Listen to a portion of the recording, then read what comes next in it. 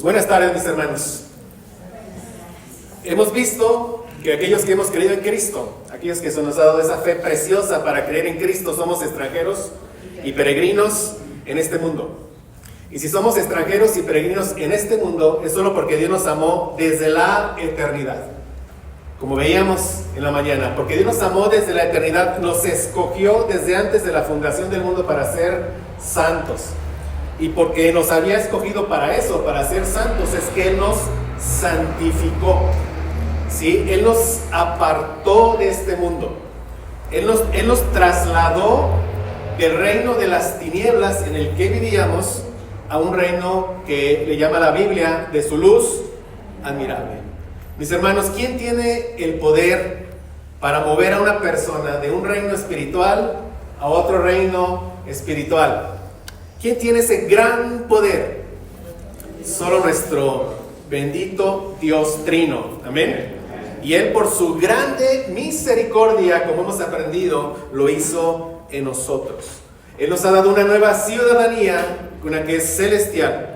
Y ahora nuestro Rey es nuestro Señor Jesucristo. Ahora, mis hermanos, podríamos pensar que como somos extranjeros y peregrinos en esta tierra, que como vamos de paso, que como mi ciudadanía es celestial y como mi Rey es Jesucristo, podríamos pensar que ya no debemos de obedecer a las autoridades de esta tierra. No sé, alguno podría pensar eso. Pero Pedro nos da el mandato y nos dice: someteos a toda institución humana. Entonces vamos a leer 1 de Pedro 2, del 13 al 17, que es el texto en el que, si Dios quiere, permite, estaremos estudiando esta hora, mis hermanos. 1 de Pedro 2, versículo 13 al 17. Dice la palabra de Dios. Dice: por causa del Señor, someteos a toda institución humana, ya sea al rey como a superior, ya a los gobernantes como por él enviados para castigo de los malhechores y alabanza de los que hacen bien. Porque esta es la voluntad de Dios, que haciendo bien hagáis callar la ignorancia de los hombres insensatos, como libres, pero no como los que tienen la libertad como pretexto para hacer lo malo, sino como siervos de Dios. Honrad a todos, amad a los hermanos, temed a Dios, honrad al Rey.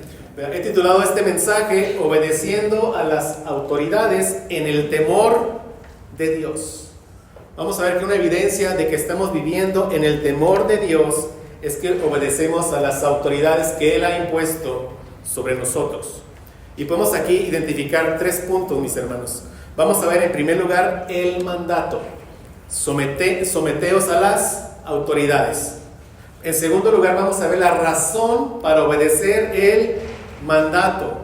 Dice la Biblia, dice la palabra, por causa del Señor, y nos va a decir 2 cosas.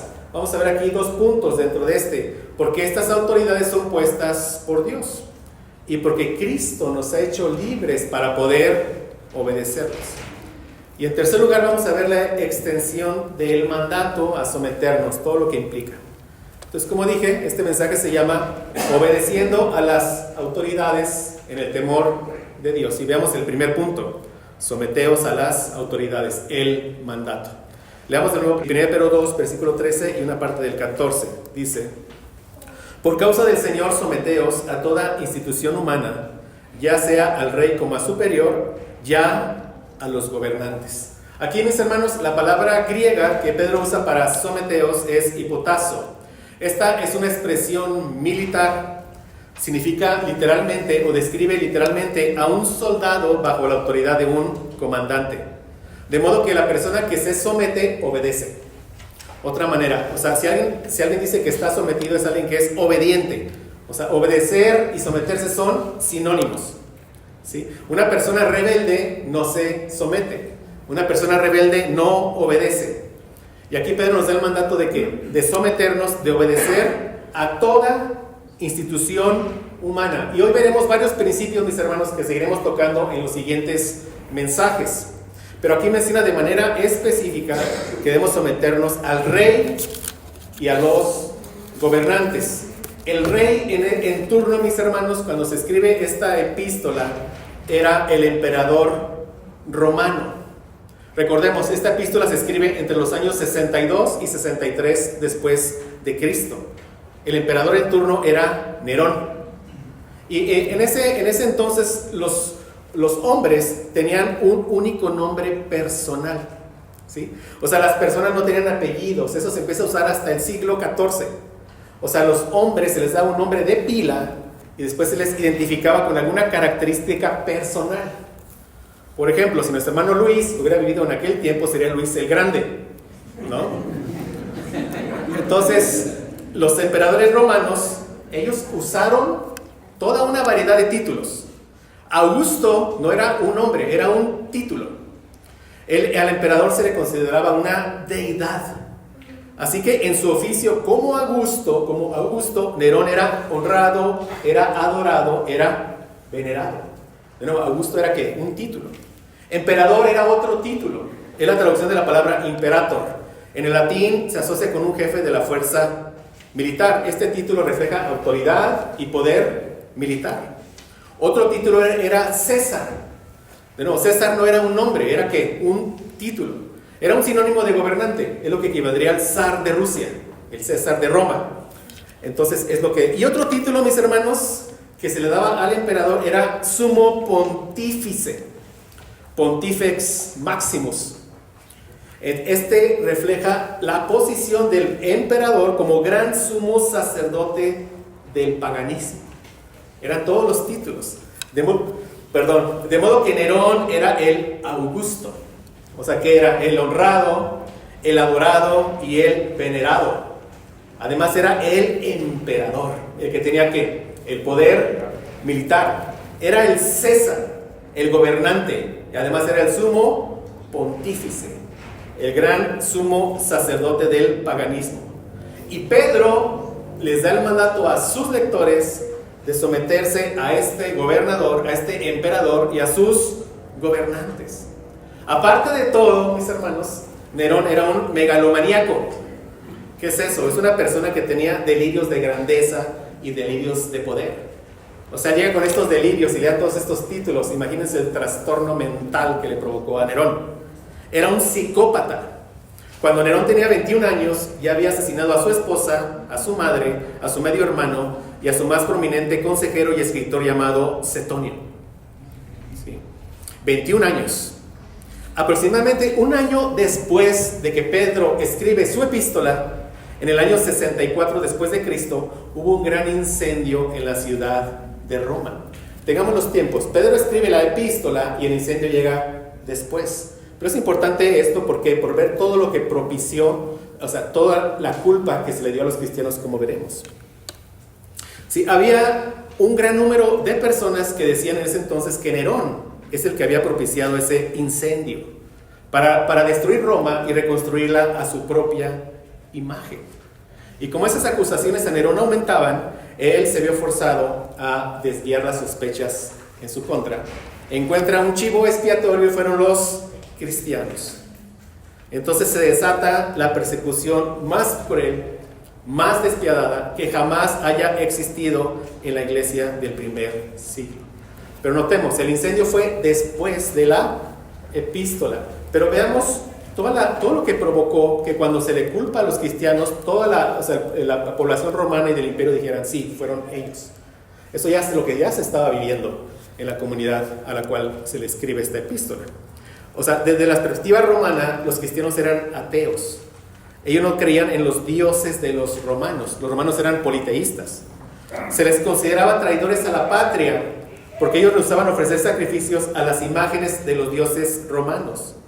Sí, o sea, los romanos pensaban que cuando les iba mal es porque sus dioses estaban enojados con ellos. ¿Por qué? Porque los cristianos no oraban a sus dioses. Entonces culpaban a ¿quiénes? A los cristianos. Había un conflicto porque para los cristianos Cristo es el Señor. Y para los romanos el César era el Señor. Y debido a que los cristianos no adoraban al César, ellos pensaban que los intereses de Roma no le importaban. O sea que no les importaba el bienestar de Roma y del imperio. Entonces, por causa de su fe, era que eran odiados por la sociedad. De modo que cuando Nerón los culpa, toda la sociedad lo acepta, les parece bien y se desata esta persecución contra ellos. O sea, por vivir una vida piadosa eran odiados en la sociedad. Y eso mismo, mis hermanos, debería de pasar en nosotros. Nosotros estamos bajo un gobierno federal que aprueba el aborto, como sabemos, que aprueba el matrimonio entre personas del mismo sexo. Gracias a Dios, hoy no hay una persecución contra nosotros, pero quizás no esté lejano ese día en que se nos impida hablar los valores bíblicos, en que sea una ley en la que se nos impida hablar contra esas cosas que van contra Dios. Y si llega ese día, mis hermanos, nosotros no debemos de callar. Debemos de seguir hablando la verdad de Dios. El Señor tendrá cuidado de nosotros. ¿Sí? O sea, un médico cristiano no debe practicar abortos. Ningún médico debería de practicarlos, pero un médico cristiano no lo debe de hacer. Un juez cristiano no debe legalizar matrimonios entre personas del mismo sexo. Repito, ningún juez lo debería de hacer, pero definitivamente un juez cristiano no lo debería de hacer. Aunque eso le lleve a perder su trabajo. Pero ¿qué dice la palabra? Buscad primeramente el reino de Dios y su justicia, y todas las demás cosas os serán ¿qué? Añadidas. ¿A qué se refiere? A todas nuestras necesidades para poder vivir. Y a muchos de nuestros hermanos del primer siglo, el sostener la verdad, el confesar a Cristo como su Señor, les llevó a perder la vida. Y repito, el incendio de Roma se da después de que se escribe la epístola, pero muchos de ellos vivieron lo suficiente para vivir durante las atrocidades que se dieron bajo Nerón. Como dije, Nerón era realmente un psicópata. Miles de cristianos fueron quemados vivos por su fe. Algunos fueron crucificados. Algunos fueron envueltos en pieles de animales, vean, arrojados en medio de perros salvajes que simplemente los despedazaban. Podría seguir dando ejemplos aquí más terribles, pero creo que eso nos da idea de las prácticas abominables de Nerón. Eran tan abominables que incluso la población misma de Roma llegó a causarles repulsión lo que hacía Nerón. Entonces los oficiales del gobierno finalmente y la población piden que Nerón sea quitado. Nerón se suicida en el 68 después de Cristo. Un año antes, según la tradición, el apóstol Pedro murió bajo el imperio de Nerón, crucificado boca abajo porque no se vio digno de morir en la misma forma que murió su Señor, nuestro Señor. Pero vean, mis hermanos, teniendo en cuenta este agresivo contexto, el mandato que Pedro nos da es, digamos, desconcertante. Teniendo en cuenta estas circunstancias tan terribles que llegó a vivir la cristiandad, cualquiera esperara que lo último que nos dijera Pedro era que obedeciéramos a las autoridades civiles, siendo estas las autoridades. Resultaría más natural que nos llamara a una revolución, quizás a tomar las armas, quizás a derrocar ese gobierno tiránico. Pero aquí nos manda Dios. Nos da el mandato de someternos a las autoridades superiores, sin importar lo terribles que sean. Y nos va a dar dos razones. Dice nuestro texto, 1 de Pedro 2, 13 y 14. Por causa del Señor, por causa de Cristo. Aquí dijéramos, Señor, por causa de Cristo pídeme lo que quieras. Él fue el que dio su vida por mí. Amén. Tú tienes cuidado de mí, tú estás guardando mi fe. Tú me estás preservando hasta que llegue a la gloria eterna. Por causa de Él pídeme lo que quieras. Amén. Esa debería ser nuestra respuesta. Yo no sé si se nos dé una persecución aquí, pero no es poco probable. Si se nos da, que Dios nos dé esa valentía para seguir pregonando la verdad del Evangelio. Amén. Dice, por causa del Señor, someteos a toda institución humana, ya sea al rey como a superior y a los gobernantes como por Él enviados. Ahí está la primera razón. ¿Qué dice? A los gobernadores como por Él enviados. O sea, las instituciones son puestas, son colocadas ¿por quién? Por Dios. Y nos dice, para castigo de los malhechores y alabanza de los que hacen el bien. Entonces pasemos al segundo punto, la razón por la cual obedecemos el mandato. Porque las autoridades son puestas por Dios.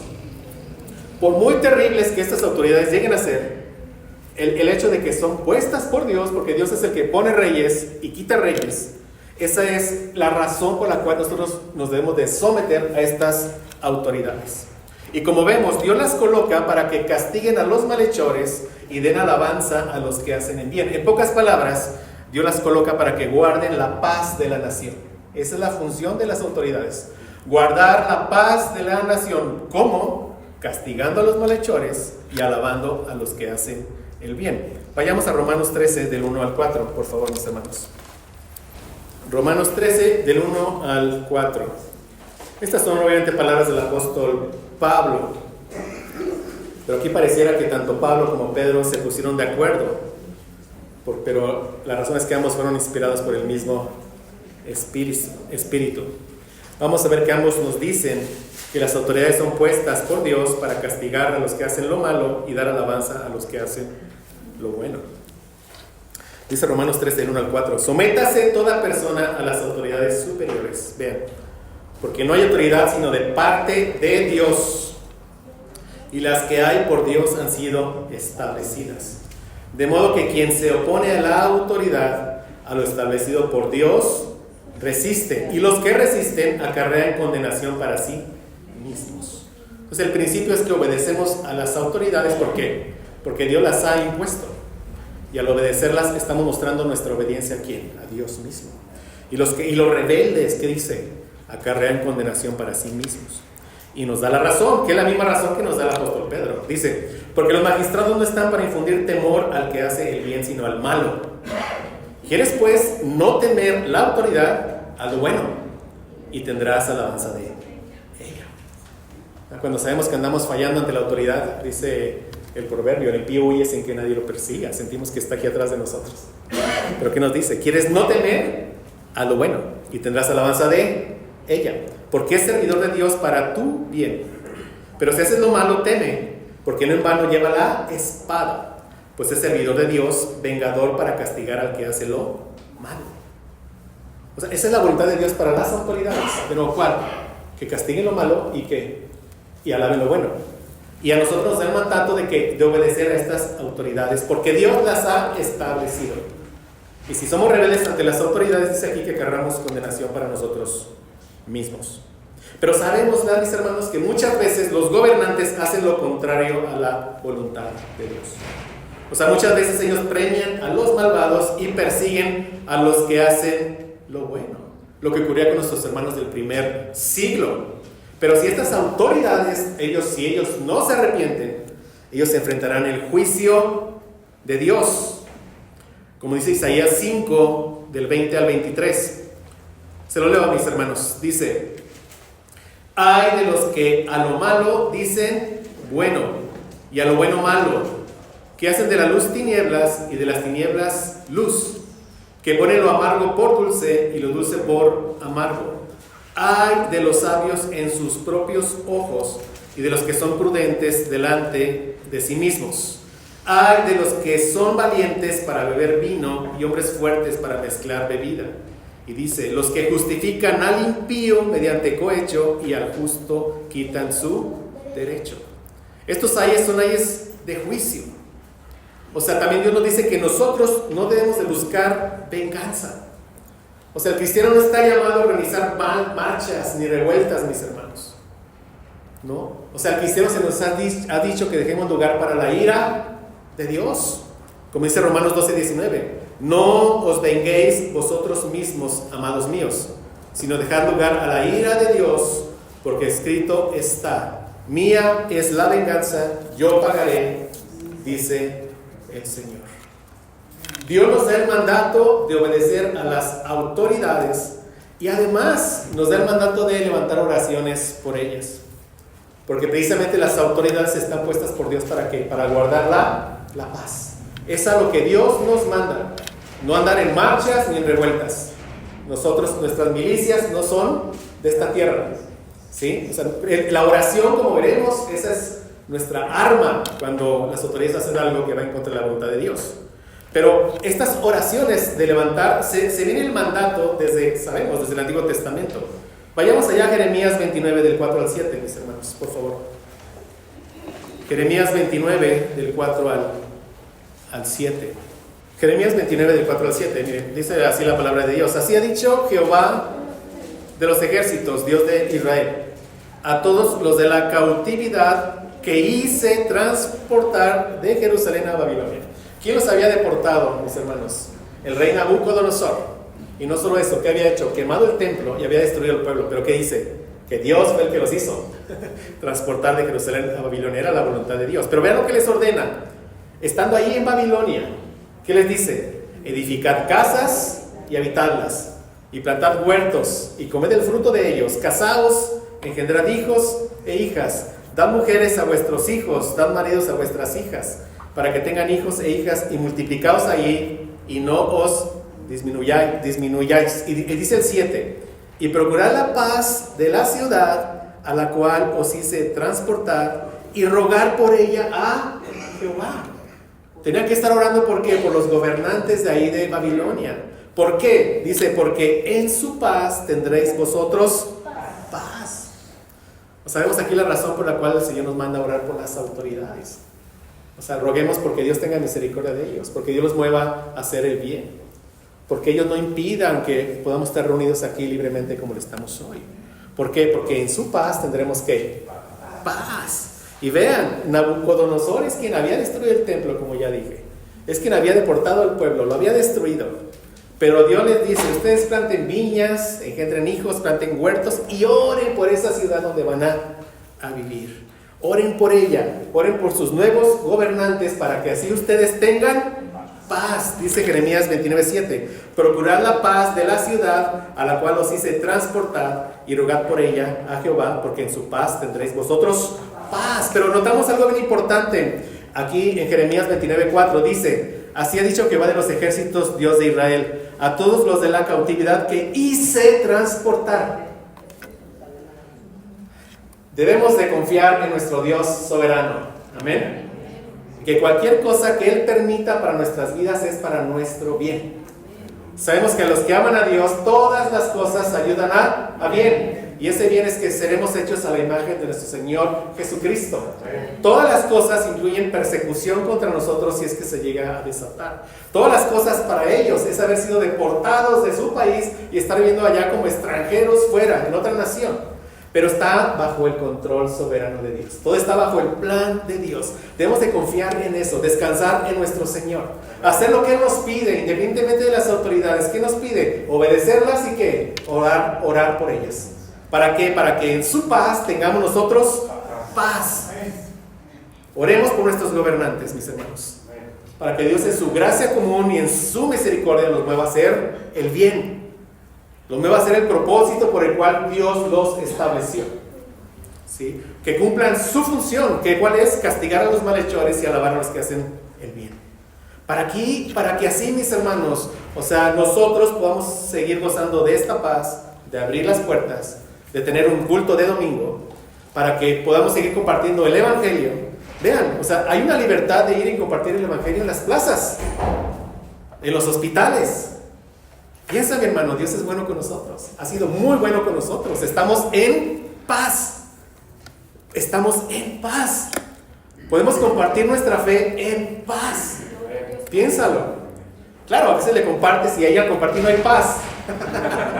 Pero eso ya es por la otra persona y hay una lucha espiritual. Pero, ¿me entienden? Pero podemos hacerlo en paz. Y esto es gracias a las autoridades que Dios ha colocado en el país en el que vivimos. Sin esas autoridades esto sería una anarquía. No habría paz. Cada quien haría lo que bien le pareciera, como dice que jueces. Ahí está el ejemplo de lo que pasaría sin un rey. Una completa anarquía. Pero, mis hermanos, dentro de todo y demás, gracias a Dios porque tenemos ¿qué? Paz. Tenemos paz. Entonces, en este pasaje, vean, Pedro nos está diciendo cuál es la mente de Dios acerca de nuestra vida en sociedad. Si estamos viendo. Estamos haciendo una transición, si se dieron cuenta, desde el domingo pasado, de nuestro amor fraternal, de nuestra relación como cristianos en casa, nos amamos unos a otros, somos el templo de Dios, ¿verdad? O sea, nos edificamos juntos porque cantamos juntos. Una transición desde el sermón pasado a nuestra relación con ¿quién? Con los de afuera. ¿Sí vieron? O sea, ¿qué es que nos dijo el domingo pasado? Somos extranjeros y peregrinos, y por eso debemos combatir contra las pasiones que combaten en nuestra alma.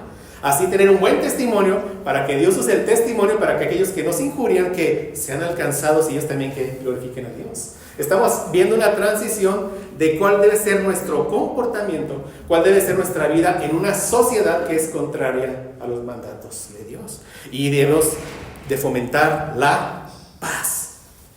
O sea, en esta sociedad los cristianos somos hombres y mujeres de paz. No somos llamados a levantarnos en una revuelta cuando las autoridades no cumplan su función. El mandato que Dios nos da es orar por ellas y ¿de qué? Obedecerlas. En pocas palabras, Dios nos manda a tener un buen testimonio.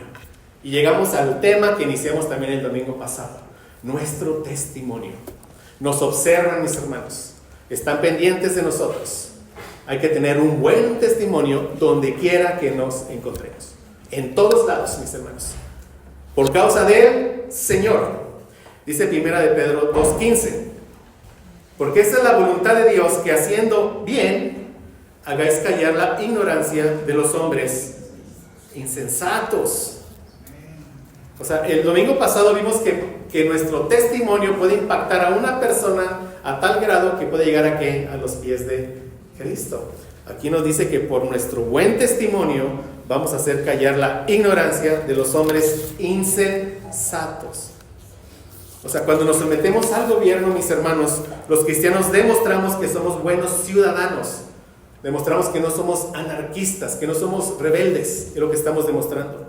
Y así apagamos esas críticas que nos injurian, de aquellos que aquí describe como ignorancia, como insensatos. Sí, aquí cuando se les dice como ignorantes, no se refiere a que son como inocentes o que no saben, no. Los insensatos se les describe como moralmente corrompidos, como dice Proverbios 1:7. El principio de la sabiduría es el temor de Jehová. Los insensatos desprecian la sabiduría y la enseñanza. O sea, se les dice insensatos no porque tienen capacidades intelectuales más bajas ni mucho menos. ¿Por qué? Porque los insensatos no temen a Dios ni andan en sus caminos, y ellos son culpables de su ignorancia. Y nosotros, por nuestro buen testimonio, vamos a hacer evidente su ignorancia, es lo que nos dice aquí.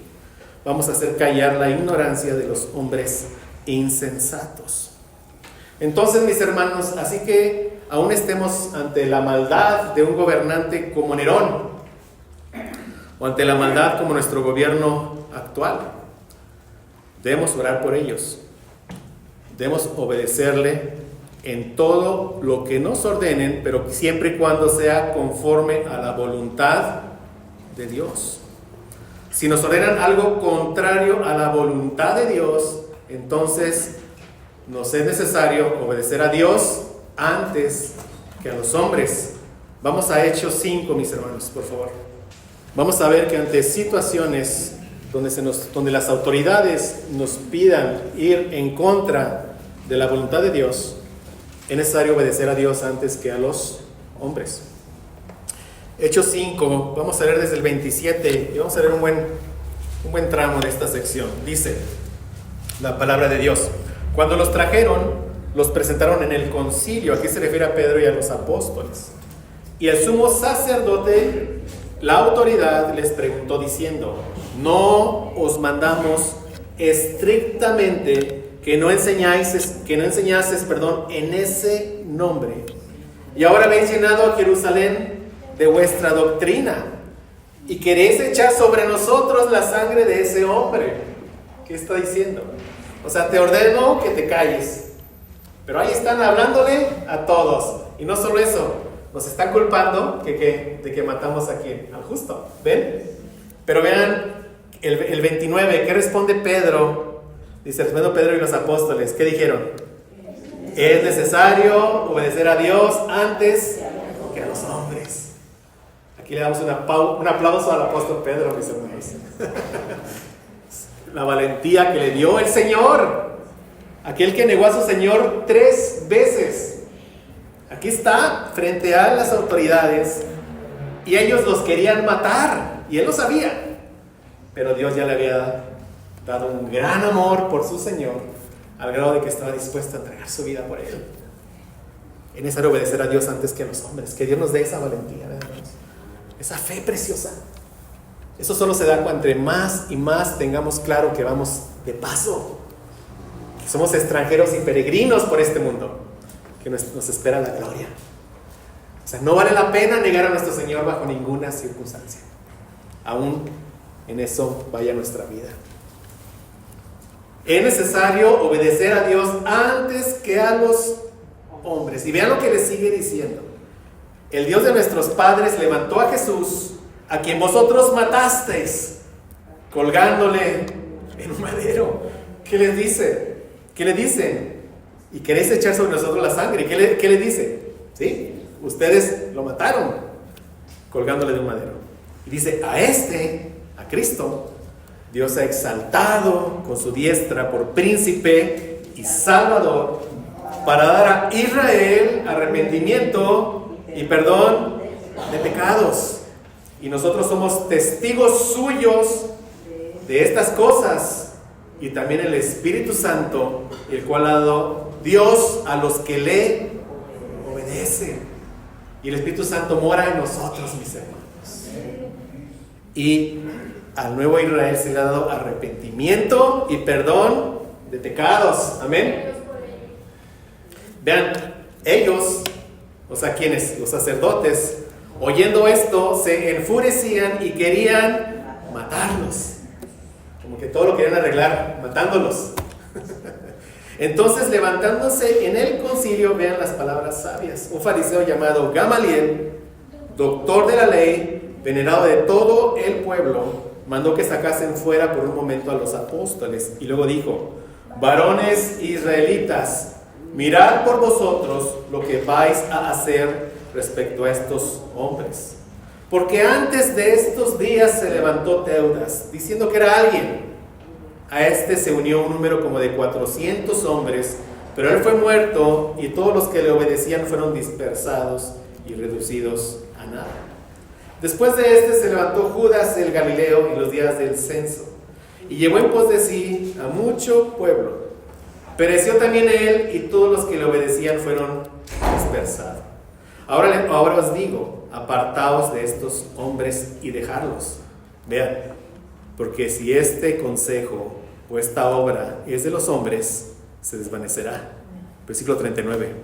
Mas si es de Dios, no la podréis destruir, no sea tal vez hallados luchando contra Dios. Y la iglesia es la obra de ¿quién? De Dios. Gracias a Dios. Nadie la va a poder destruir. Porque el Rey de Reyes y Señor de Señores es el Señor de este pequeño grupo de hermanos. Gracias a Dios. Dice el 40. Y convinieron con él, y llamando a los apóstoles, vean, después de azotarlos, les intimidaron, o sea, les amenazaron de muerte, que no hablasen en el nombre de Jesús, y los pusieron en libertad. Pero vean, los azotan. Pero ellos, ¿qué habían hecho? O sea, Dios les había dado la valentía de decir: es necesario obedecer a Dios antes que a los hombres, ¿verdad? Ellos no negaron el nombre de su Señor. Los azotan. ¿Y qué provocó en ellos eso, mis hermanos? ¿Que se amedrentaran o qué provocó eso? Sigamos leyendo. Sigamos leyendo. Hechos 5, 41 y 42. Y ellos salieron de la presencia del concilio. ¿Qué dice? Gozosos de haber sido tenidos por dignos de padecer afrenta por causa del nombre. Wow. Dice el apóstol Pablo que a nosotros se nos ha concedido no solo creer en nuestro Señor Jesucristo, sino sufrir por Él. Es una bendición cuando el Señor nos concede sufrir por nuestro Señor Jesucristo. Eso solo lo entendemos nosotros, hermanos. Digo, gracias a Dios. Vean, gozosos. Y no solo eso, que dice el 42. Y todos los días en el templo y por las casas no cesaba de enseñar y predicar a Jesucristo. Y vemos el resultado un capítulo después, Hechos 6, 7.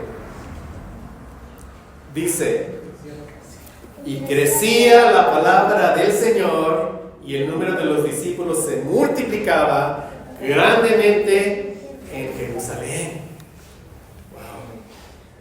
Lo que provoca, mis hermanos, ¿verdad? O sea, obedecer a Dios, en este caso, antes que a los hombres. Sufrir por Cristo. Esto provoca gozosos de haber sido tenidos por dignos de padecer afrenta por causa del nombre, y que el reino de nuestro Señor crezca para su gloria.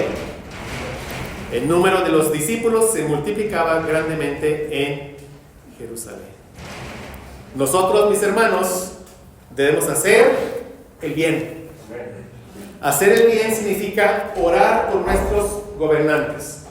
Hacer el bien significa obedecerlos cuando su voluntad esté alineada a la voluntad de ¿quién? De Dios. Hacer el bien también implica desobedecerlos cuando ellos nos piden que vayamos en contra de la voluntad de Dios. Todo eso es hacer el bien. Debemos hacer el bien ante cualquier circunstancia, aunque eso nos lleve a ser maltratados físicamente. Porque cuando eso pase, aquí nos dice la palabra lo que provocará en nosotros. Estaremos gozosos. Y Dios nos dará de su gracia para seguir enseñando y predicando a Jesucristo. Y en su voluntad el número de los discípulos se va a seguir multiplicando. Grandemente en Durango. Gracias a Dios. Entonces, ¿cuál debe ser nuestra actitud contra un gobierno como el nuestro que promueve el aborto y matrimonios del mismo sexo? No estamos llamados a levantarnos en armas, ni a hacer marchas, ni protestas. Estamos llamados a obedecer a Dios antes que a los hombres en aquellas leyes que son contrarias a Dios. Estamos llamados a orar por nuestros gobernantes, porque Dios en su gracia común y en su misericordia los lleva a hacer lo bueno. Y cuando alguien haga lo malo, cuando ellos hagan lo malo, entonces la venganza está en manos del Señor. Todo esto que les dije ahorita lo vemos en otro capítulo de Hechos. Vamos ahí, Hechos 12. Vamos a leer Hechos 12, primeramente del 1 al 5. Vean. Vamos a ver, mis hermanos, que las armas de nuestra milicia, en este caso, es la oración. Orando como iglesia, haremos cosas mucho más grandes que salir a una marcha y revueltas y cosas de esas.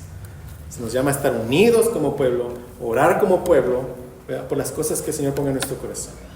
Pero esas son las armas de nosotros, la oración.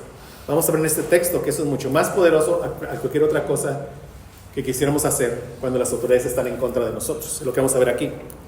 Dice Hechos 12, del 1 al 5. En aquel mismo tiempo el rey Herodes echó mano a algunos de la iglesia para maltratarles y mató a espada a Jacobo, hermano de Juan.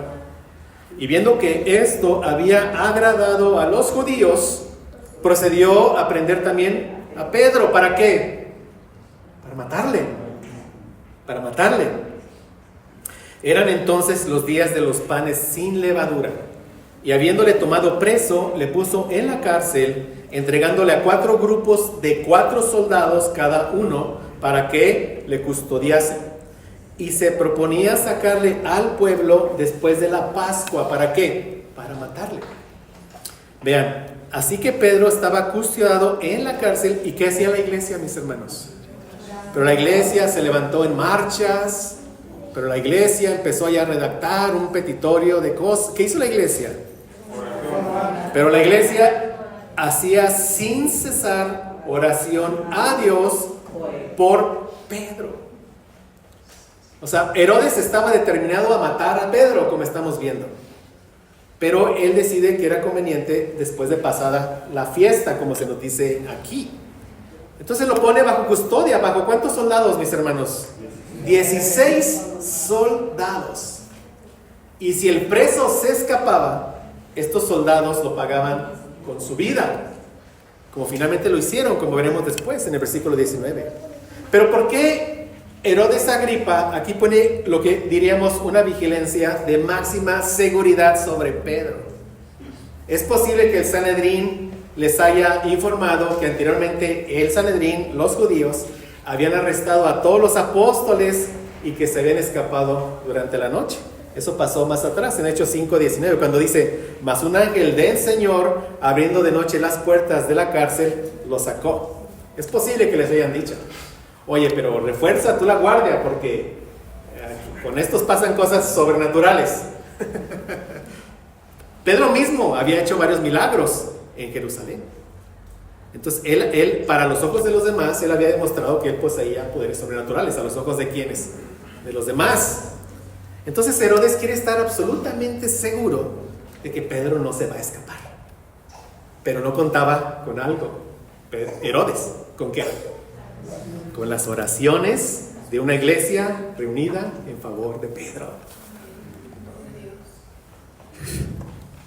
Por medio de las oraciones de su pueblo, Dios mismo interviene y le demuestra a Herodes que su oposición ante un Dios que es todopoderoso es insignificante y sin poder alguno. Todo el tiempo que Pedro estuvo preso, la iglesia estuvo haciendo oraciones continuas por él. Dice, pero la iglesia hacía sin cesar oración a Dios por él, sin cesar. O sea, la iglesia estaba orando fervientemente, con todo el corazón, con toda la mente, con toda su alma. Le estaba rogando a Dios que liberara a Pedro. ¿Sí vemos, mis hermanos? ¿Y qué pasó? Hechos 12, 6 al 11. Y cuando Herodes le iba a sacar, aquella misma noche estaba Pedro durmiendo entre dos soldados, sujeto con dos cadenas, y los guardas delante de la puerta custodiaban la cárcel. He aquí que se presentó un ángel del Señor, y una luz resplandeció en la cárcel, y tocando a Pedro en el costado le despertó diciendo: levántate pronto. Y las cadenas se le cayeron de las manos. Le dijo el ángel: cíñete y átate las sandalias. Y lo hizo así. Y le dijo: envuélvete en tu manto y sígueme. Y saliendo le seguía, pero no sabía que era verdad lo que hacía el ángel. Pensaba que veía una visión. Dice el versículo 10: habiendo pasado la primera y la segunda guardia, llegaron a la puerta de hierro que daba a la ciudad, la cual se les abrió por sí misma. Y salidos pasaron una calle, y luego el ángel se apartó de él. Entonces Pedro, volviendo en sí, dijo: ahora entiendo verdaderamente que el Señor ha enviado su ángel y me ha librado de la mano de Herodes y de todo lo que el pueblo de los judíos esperaba. ¿Y qué esperaban? Su muerte. Oremos a nuestro Señor. Amén. Oremos a nuestro Señor. Él puede hacer cosas grandes y nos puede sorprender. Esas son nuestras armas. Un arma grande que nos ha dejado: orar al Dios Todopoderoso fervientemente. Los guardias lo pagaron con su vida. Dice Hechos 2, 18 al 19. Luego que fue de día, hubo no poco alboroto entre los soldados sobre qué había sido de Pedro. Mas Herodes, habiéndole buscado sin hallarle, después de interrogar a los guardias, ordenó llevarles a la muerte. Después Herodes descendió a Judea, a Cesarea, y se quedó allí. ¿Y qué pasó con Herodes? La venganza es de Jehová, y también lo pagó con su vida. La venganza es de Él, mis hermanos. Nosotros no somos llamados a levantar revueltas, a confiar en nuestro Dios soberano y todopoderoso. Amén. Hechos 12, 20 al 23. Herodes estaba enojado contra los de Tiro y de Sidón, pero ellos vinieron de acuerdo ante él, y sobornando a Blasto, que era camarero mayor del rey, pedían paz, porque su territorio era abastecido por el rey. Y un día señalado, Herodes, vestido de ropas reales, se sentó en el tribunal y les arengó, les dio un discurso, y dice: y el pueblo aclamaba gritando: voz de Dios y no de hombre. Al momento, un ángel del Señor le hirió. ¿Qué dice? Por cuanto no dio la gloria a Dios, y expiró comido de gusanos. Y más adelante, se nos dice el resultado de todo esto, de las oraciones fervientes de aquellos que pidieron por Pedro. Hechos 12:24 dice, pero la palabra del Señor crecía y se multiplicaba. Todo para el reino de Dios, ¿verdad, mis hermanos? Todo para el reino de Dios. Entonces estamos en el segundo punto, la razón para obedecer el mandato. Ya vimos que porque las autoridades son puestas por Dios, y vamos a ver otra razón, porque Cristo nos hizo libres para poder obedecerlas. Primera de Pedro 2:16 dice, como libres, pero no como los que tienen la libertad como pretexto para hacer lo malo, sino como siervos de Dios. Mis hermanos, los cristianos podemos tener una actitud correcta de obedecer a las autoridades, podemos tener un buen testimonio, podemos callar la ignorancia de los insensatos, porque los cristianos hemos sido libertados por la sangre de Cristo. Dice nuestro texto, como libres. Hemos sido libertados de aquello que nos mantenía en rebeldía. Hemos sido rescatados del poder del pecado. O sea, la libertad en Cristo, esa es la verdadera libertad, mis hermanos. Cristo nos ha liberado de las garras del pecado. Y por nuestra libertad en Cristo es que podemos obedecer las leyes de las autoridades civiles que Dios imponga sobre nosotros, siempre y cuando no nos lleven a desobedecer a Dios. ¿Sí? Pedro nos dice que aquellos que hemos sido libres en Cristo, no debemos de tomar nuestra libertad como un pretexto para hacer lo malo delante de las autoridades civiles.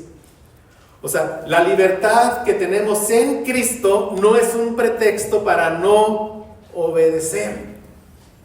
Alguien que dice que tiene libertad en Cristo y no es obediente, no entiende lo que es la libertad en Cristo. ¿Qué es la libertad en Cristo? Él dijo, si el Hijo os libertare, seréis verdaderamente libres. Entonces, la verdadera libertad, mis hermanos, es la perfecta obediencia. Esa es la verdadera libertad. O sea, usar nuestra libertad en Cristo como pretexto de nuevo, ¿para qué? Para hacer lo malo, es no entender que somos libres.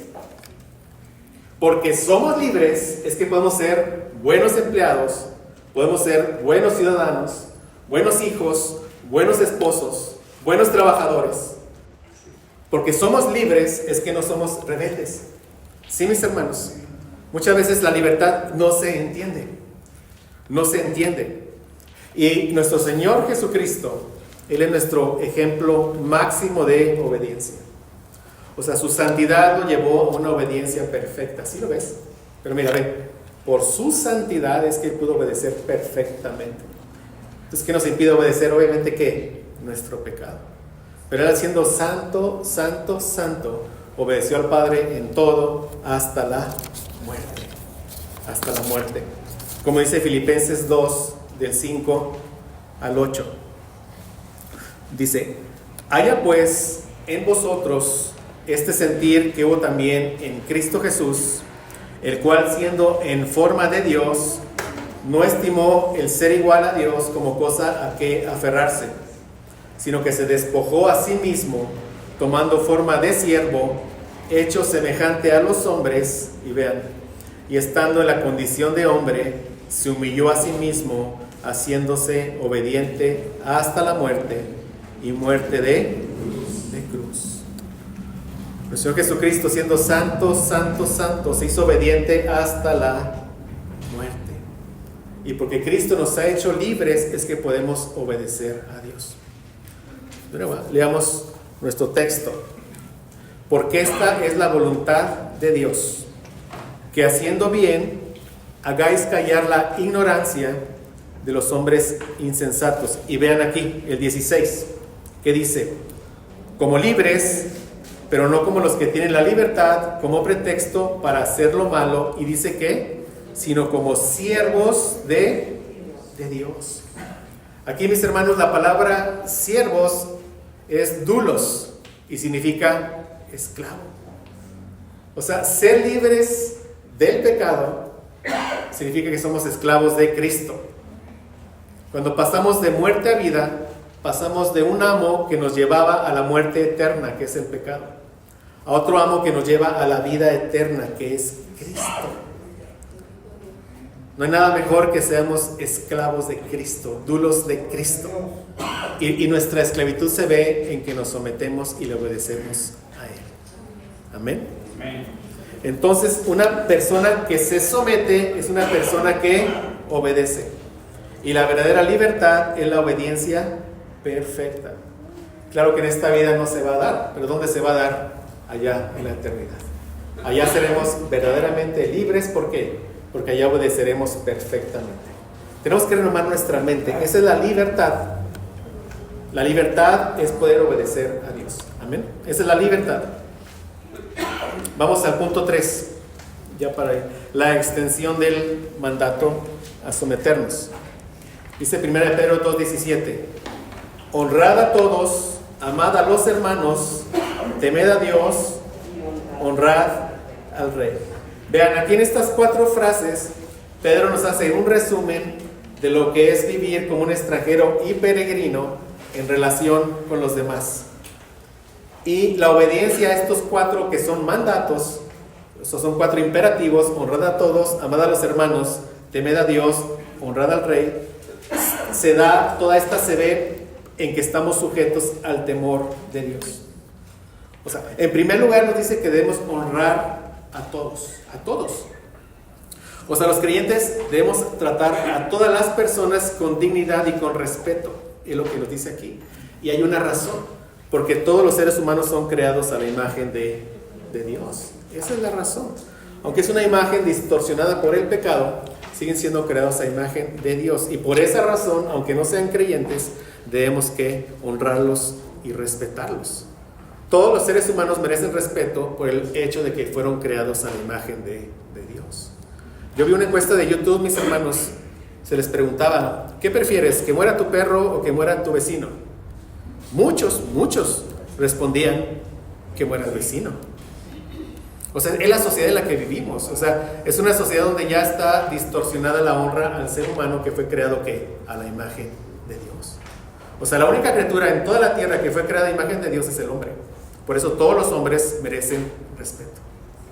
Mis hermanos, yo no lo sé, tengamos cuidado si de repente mostramos desprecio contra un indigente o contra una persona que no tenga mucha afinidad. Tengamos cuidado ahí. Debemos honrar ¿a quién? A todos los hombres. A todos los hombres. Pero nos dice aquí, honrad a todos. ¿Y qué nos dice? Amad a los hermanos. O sea, todos los seres humanos, vean, aquí, ya por el ser creados a imagen de Dios, merecen ser respetados. Pero hay un vínculo especial entre los creyentes. Y de esto ya habíamos hablado, del amor fraternal. O sea, aquí, el texto en griego dice esto.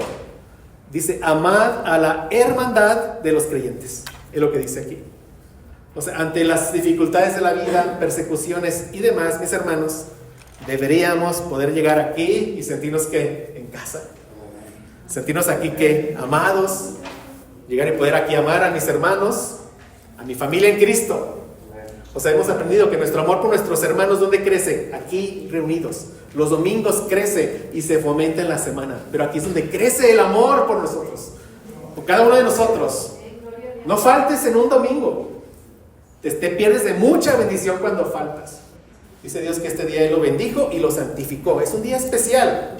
Aquí Él bendice su palabra de una manera especial y a todos nosotros. O sea, el amor ha crecido entre nosotros a lo largo de estos 7 meses. Algunos que han llegado en 3 meses. ¿Verdad? O sea, es increíble lo que hace el Señor. En verdad. Yo me sorprendo porque yo digo, lo hace pronto.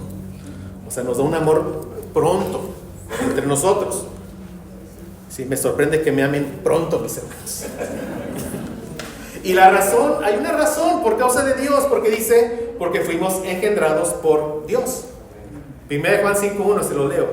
Dice, todo aquel que cree que Jesús es el Cristo es nacido de Dios. Y todo aquel que ama al que engendró, ama también al que ha sido engendrado por Él. 1 Juan 5:1, lo leo de nuevo. Todo aquel que cree que Jesús es el Cristo es nacido de Dios. Amén.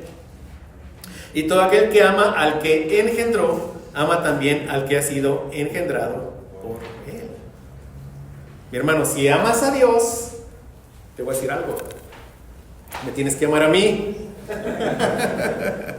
Porque Dios, por su grande misericordia, me hizo renacer para una esperanza viva. Wow. Yo amo a todos aquellos que han sido engendrados por mi Padre Celestial.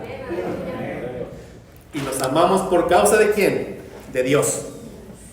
Finalmente, aquí el mandato de temer a Dios se coloca en contraste con honrar al Rey. Ya vimos todo lo que significa honrar al Rey, de eso hemos estado hablando. Pero aquí seguramente Pedro lo quiso enfatizar para enseñarles que debían mostrar honra y respeto por el Rey, pero no le debían de adorar.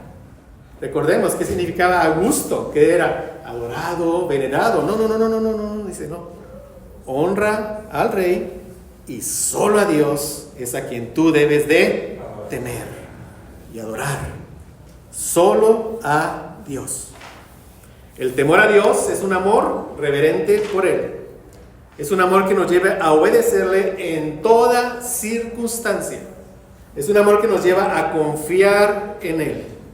Temer a Dios es adorar a Dios como nuestro único Rey soberano, como el único que tiene control perfecto de todo lo que ocurre en mi vida. Amén. Solo por causa de Dios, solo por causa de Él. Entonces, y mostramos un temor a Dios, mis hermanos, cuando nos sometemos a las autoridades que Él ha impuesto sobre nosotros. Ya, vamos terminando con esto. Entonces, mis hermanos, piensa en esto. O sea, Dios nos ha dejado en medio de este mundo para que nuestras buenas obras sean manifiestas a todos. Tengamos siempre presente eso. No para que estemos aquí como encerraditos y ocultos. No, para que mis buenas obras sean evidentes a quienes. A todos. ¿Sí? O sea, los creyentes debemos reflejar que hemos sido salvados por Cristo. Nosotros, los creyentes, somos una manifestación en este mundo del verdadero reino de Dios. ¿Sí? O sea, nosotros mostramos la gloria de Dios en medio de un mundo que es malvado. Como dando un buen testimonio en todo lo que hacemos. Nuestro testimonio debe impactar a todos los que están al lado de nosotros. Recordemos, Dios usa nuestro testimonio para traer a otros a sus pies. Y como creyentes, mis hermanos, nos debemos de caracterizar por el gozo de nuestra salvación. No que todo el día estemos dando de brincos, pero estamos gozosos porque estamos en Cristo. Estamos gozosos porque tenemos una esperanza viva, sabemos a dónde vamos. ¿Sí? ¿A dónde vamos? Con el Señor Jesucristo. Eso es ciertísimo. Por todo eso debemos de llevar vidas rectas, mis hermanos, vidas nobles, vidas justas, vidas honradas, vidas bondadosas, vidas llenas de buenas obras. No olvidemos, este mundo nos observa. Este mundo ve cómo afrontamos las pruebas. Ve cómo afrontamos nuestras aflicciones. Ve cómo reaccionamos ante esos tiempos de crisis. Ve cómo somos en nuestros trabajos. Ve cómo somos en el cumplimiento de las leyes. Vemos cómo somos en nuestra sumisión a los jefes. La gente nos observa. Nos observa. Él está comparando mi actitud, lo que digo, con lo que hago. Y si ve una inconsistencia, ahí nos están acusando. Y si eso es verdad, arrepintámonos pronto para que siempre que demos un buen testimonio. ¿Cómo vamos a impactar este mundo, mis hermanos? Con un buen testimonio para la gloria de Dios. Amén. Deben ver un amor aún hacia los que nos tratan mal. Que el Señor nos haga crecer en esto. Deben ver una santidad en nosotros que nos lleva a odiar el pecado. Lo deben de ver. Deben ver que estamos viviendo conforme a la voluntad de Dios. Deben de ver que verdaderamente el Espíritu Santo mora en cada uno de nosotros. Dijo un teólogo, las obras del cristiano tienen una función misionera. Entonces Dios será glorificado por nuestro testimonio, porque Él lo podrá usar para traer a otros ¿qué? A salvación. Y si no, para callar la ignorancia de los insensatos. Gracias a Dios por eso. Entonces, ¿por qué obedecemos a Dios, mis hermanos? Para que Él reciba toda la gloria. No para nosotros, no para que la gente piense que somos mejores, porque no somos mejores que nadie. La gloria es para Dios, la gloria es para nuestro bendito Señor Jesucristo.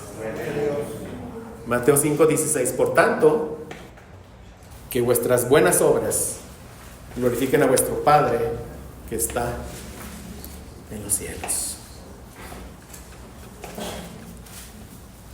Cerremos leyendo nuevamente nuestro texto y oramos. Por causa del Señor, someteos a toda institución humana, ya sea al rey como a superior, ya a los gobernantes como por él enviados para castigo de los malhechores y alabanza de los que hacen bien. Porque esta es la voluntad de Dios, que haciendo bien hagáis callar la ignorancia de los hombres insensatos, como libres, pero no como los que tienen la libertad como pretexto para hacer lo malo, sino como siervos de Dios, como esclavos de Dios. Honrad a todos, amad a los hermanos, temed a Dios, honrad al Rey. Oremos. Padre, gracias por tu palabra, Señor. Señor, perdónanos, Padre, porque sabemos que muchas veces no hemos sido de buen testimonio, Señor.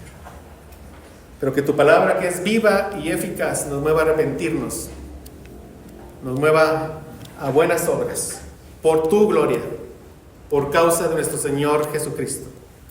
Padre, ayúdanos a que nuestra obediencia a las leyes civiles que has impuesto sobre nosotros muestren que somos ciudadanos de otro reino, de un reino celestial. Que por nuestra obediencia ante estos gobiernos malvados demostremos que vamos de paso por este mundo, que somos extranjeros y peregrinos que vamos de camino a la gloria. Ayúdanos, Padre, pero también danos la valentía de decir: es necesario obedecer a Dios antes que a los hombres cuando nos pidan hacer algo que vaya en contra de tu voluntad. Padre, ayúdanos a confiar que esa autoridad ha sido puesta por ti. Y aunque no lo veamos, Señor, sabemos que tú estás en un perfecto control de todas las cosas y tienes cuidado de nosotros, Padre, y no nos dejarás. Ayúdanos, Señor, a que haciendo el bien hagamos callar la ignorancia de los hombres insensatos.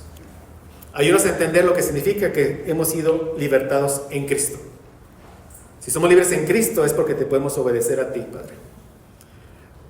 No, quita ese mal entendimiento de que podemos usar la libertad para pecar. Quita eso de la mente. Eso es un mal entendimiento. Te lo rogamos, Padre. Si somos libres es porque somos tus esclavos. Somos tus esclavos es porque te obedecemos a ti, Padre. En todo lo que nos pidas.